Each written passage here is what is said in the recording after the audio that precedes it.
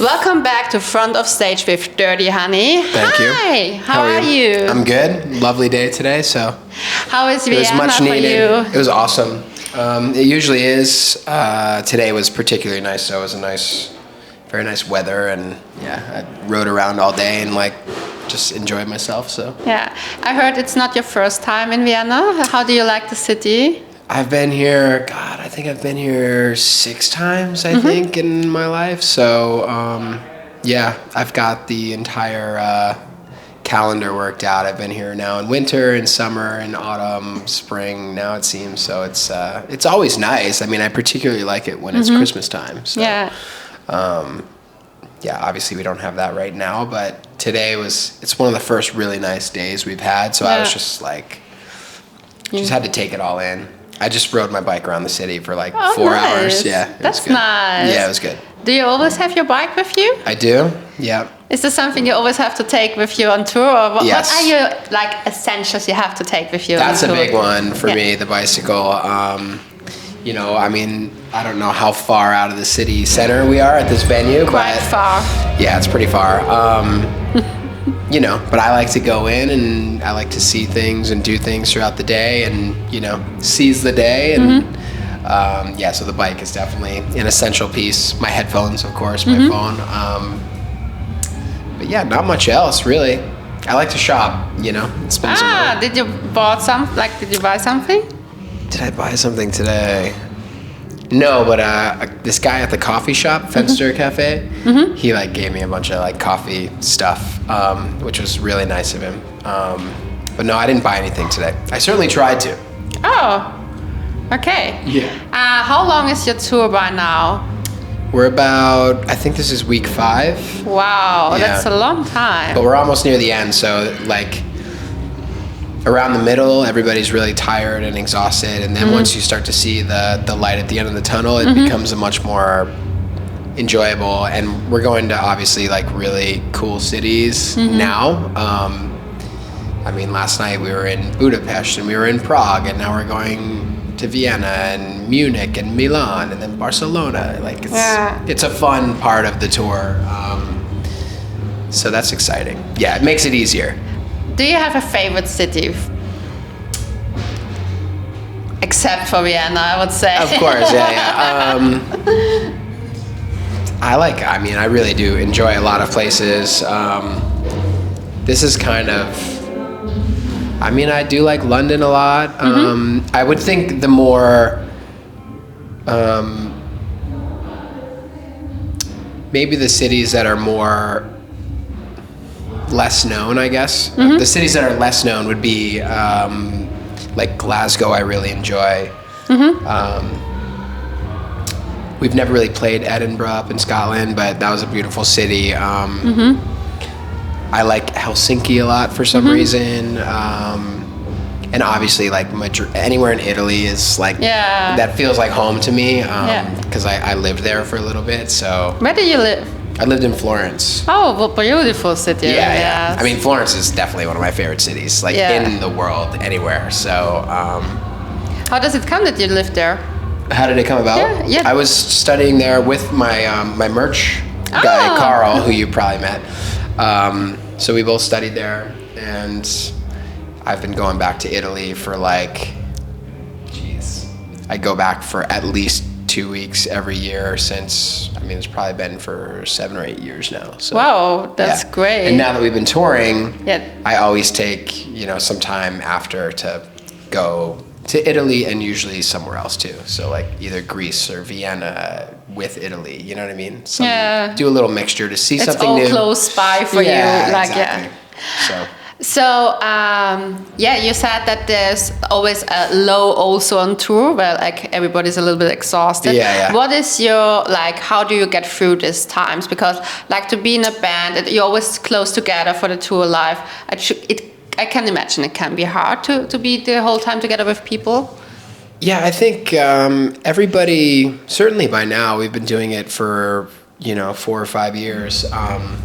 And now it's definitely a little bit more luxurious to have a bus and to wake up in a city. You don't have to travel. during the day while you're awake, which is obviously nice. So everybody wakes up at their own time and kind of everybody avoids each other until we've all had coffee. So coffee it is? Yeah, coffee is definitely that's the other essential it's for the road. Secret. Yeah, it is. It's the secret of life.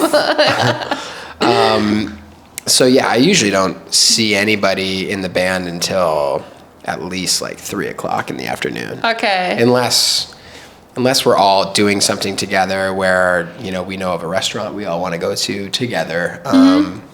Yeah, I mean, some people don't wake up till 1 anyway. So. Oh, really? Yeah. So there's some people like to stay out late. Some people like to wake up early. I'm like kind of in the middle. You're in the middle? Yeah. How would you describe the music you make to other people who would never ever heard of Dirty Honey?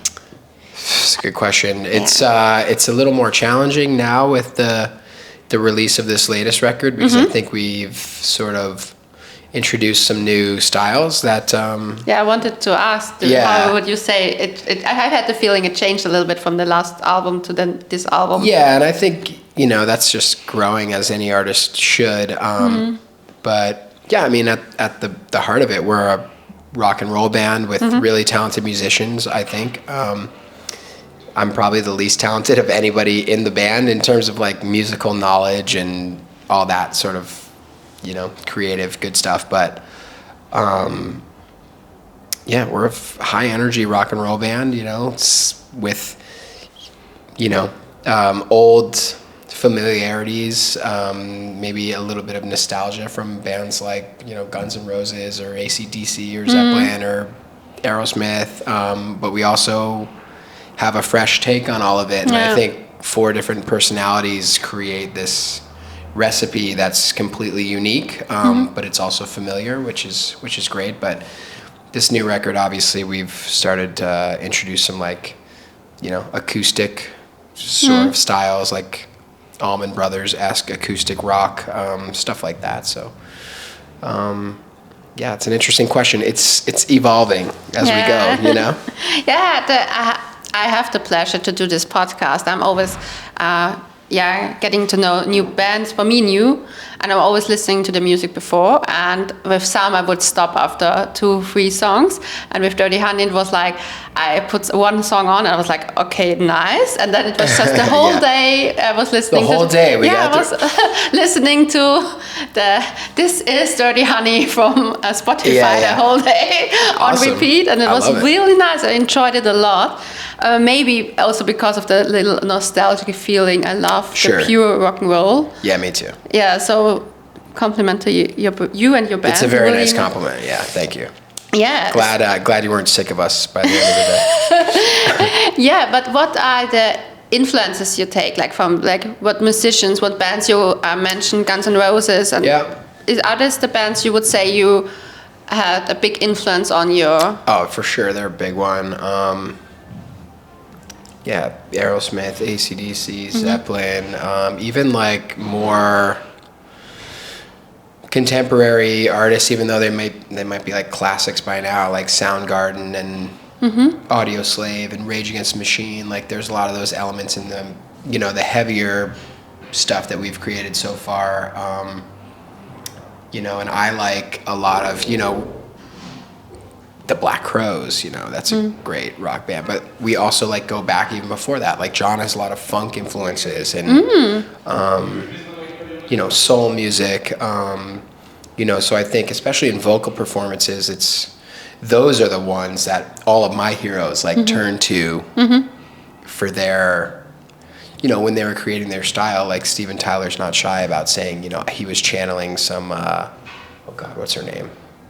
Oh Lord, won't you buy me a Mercedes? Janis Joplin. Janis Joplin, yeah. He was channeling her and James Brown, and it's like, now that I know that, I can hear that in the music a little bit. But yeah, like all the old, like the black, like R&B and soul and blues cats were the ones that like really know how to grab your emotions, and tap into their emotions, and those subtle things are what you're looking for when you're recording. Is there also like something you would not say public what you listen to, like something like a guilty pleasure? I mean, I just find anything I like, I find pleasure in it. I see you smile here, so there has to be something. No, I'm not above like a good Taylor Swift song, or like Adele, like is like one of the most amazing singers of all time. Like I think when, even if something is pop, or like Ed Sheeran, I went and saw Ed Sheeran not too long ago, like within the last year. I find myself to be an artist that's curious about other artists, and I think if, you know, people have created an audience and have a huge following, there's probably something going on that they're latching onto, and I think, you know, like I can find beautiful metaphors in like Taylor Swift's music. You know? I think she's got that song Willow. I can't believe I'm talking about Taylor Swift right now, but yeah, Willow. Like, life was a willow that bent to your wind. I was like, that's a fucking great lyric. I wish I wrote that. You know, so. But yeah, I love Billy Joel. I love Elton John and stuff like that. Yeah. So. Yeah, I think it's nice to see to say something so nice about Taylor Swift. We always you like Taylor Swift too?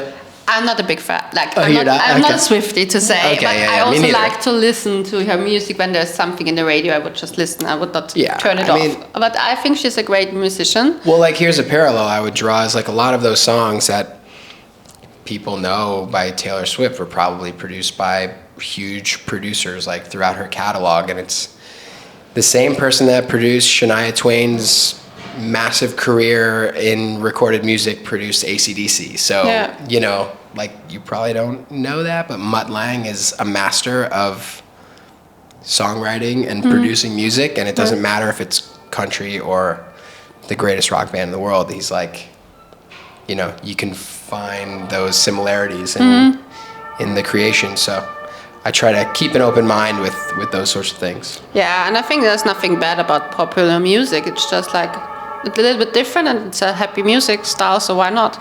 It's just pop music changes all the time. You know, there's always going to be like the divas that are huge, and, you know, that's never going to go away, I don't think. And there's also going to be like boy bands, and there's always going to be rock bands, and, you know, acoustic singer-songwriters. It's just, we're just in one of those waves where, you know, that's the thing right now. Yeah.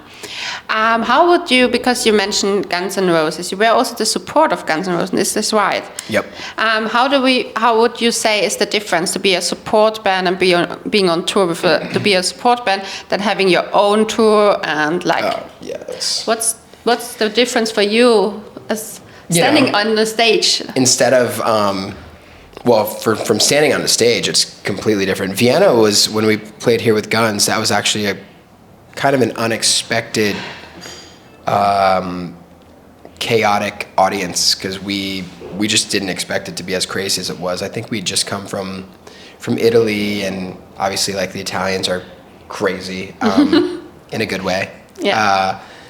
And really fun. And then, you know, we popped over to Vienna, and I don't think any of us knew what to expect. And the next thing we know, we're like, geez, like, this might be as good as Milan. Like, we did not expect it to be that nuts. So that was a happy surprise, obviously. But yeah, it's just different. Like, obviously, when you're a support act, like, they're there to see Guns N' Roses. They don't really know who you are, and you're just there to make an impact, you know, and you got to really show up and give it your all. And then, you know, like a night like tonight, there's going to be a great crowd, and, like, people are going to be familiar with the music and excited to sing along, and, like, that creates a very fun atmosphere for us, rather than us trying to just, like, get your attention for, like, remember the name Dirty Honey, so that when we come back, you show up and buy your own ticket, you know. Would you say you prefer festivals than to have venues like SimCity, or is it more like you like to have this SimCity, your own crowd feeling?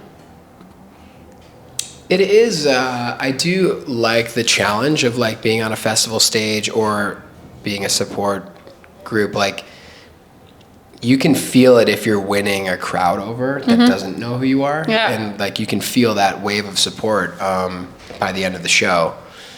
But, I mean, yeah, I think any artist would be lying if they didn't say they don't love, like, your fans, a room full of your fans, knowing your music is definitely the best energy for us. Yeah, okay. So there's an energy feeling, what you say. Yeah. Which song do you have the feeling is that who gives you a lot of energy from the people? Like, where do you would say, or is it different from city to city? Yeah, it can vary for sure. There's definitely going through Europe, like, not so much in the States, but going through Europe, there's just so many cultural differences when you cross these borders that, you know, like, they might appreciate the heavier stuff in Finland, and then you might go to, I don't know, you might go to Italy and they like the ballads more, or, you know, just that, like, acoustic music is really resonating with people in London or something. It's so different, you know, within it's also really interesting. It is, for sure. And I think that's something, like, we tap into, and, like, you make note, like, wow, they really like that one. That's interesting, you know. And we record every show too, so we can, like, kind of tell. That's cool. Yeah, it's fun. So we're getting ready for the live record. Do you have any rituals, tradition before you going on stage as a band? Yeah, everybody does vocal warm-ups. The other guys will be playing guitar, like, warming up their hands. Get dressed, do a shot of tequila, and go do your thing. You always drink tequila? I always drink tequila. Yeah. Your favorite drink? Yes, without a doubt. Pour, like, in a shot, or like also? Yeah, like, we do a shot. I mean, I'll drink them. I'll take it any way I can get it. I'll do a strawberry margarita. I'll do a spicy margarita. I love do it straight. spicy margarita. They're the best. But I had we had a fun moment I think we were in Memphis, and Sammy Hagar has his tequila brand, and he was on the show with us, and he, like, busted into the dressing room, and he was like, I heard you motherfuckers are drinking the wrong shit. He's like, you gotta drink my tequila. And then we all started drinking tequila with Sammy Hagar. Nice. It was awesome. Yeah. So we've maintained the tradition since then, for sure. Ah, okay. But I can imagine when there is tequila, there's a lot of funny tour life stories as well. Can you maybe share another one? Oh, man. Oh, God. It's just between the two of us here. Yeah. I'm trying to think. It's so funny because I feel like my tolerance is very high. Oh, okay. Okay, that's so, like, last night we did like five or six shots of tequila throughout the show, and I didn't really feel anything, which could be good and bad. So detox after the tour as well. Yeah, I don't really drink off the road, like, at all. California is a very healthy place. They have, great healthy food and smoothies and all that stuff. I wanted to say, like, green smoothies all the way along. I'm surfing and, like, drinking a green drink and, riding my bicycle or whatever. On and staying tour, away from, there is tequila. Yeah, and then on tour, it's a completely different pace. Yeah, funny story, though. I'm trying to think of something good. I don't know. I'll have to think about that. I'll think. Take your time. Let's see. Oh, yeah, right. We're editing. Okay. Man.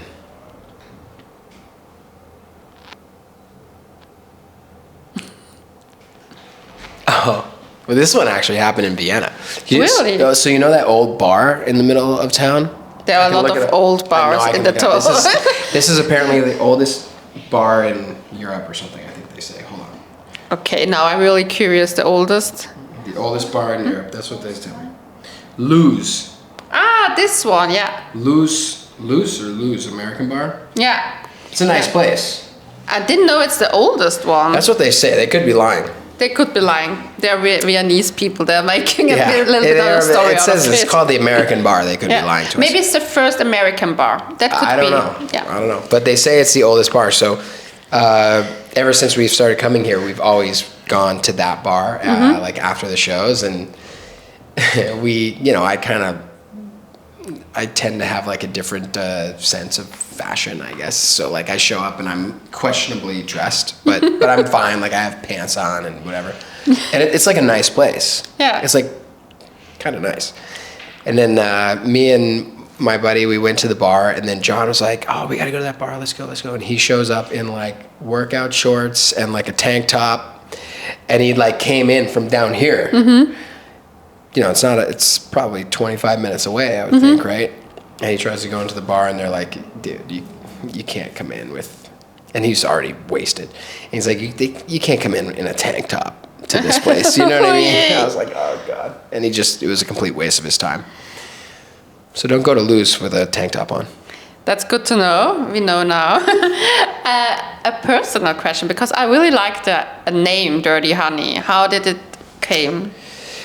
I don't even remember like the moment that I wrote it down, but I just remember it being in my phone for a long time.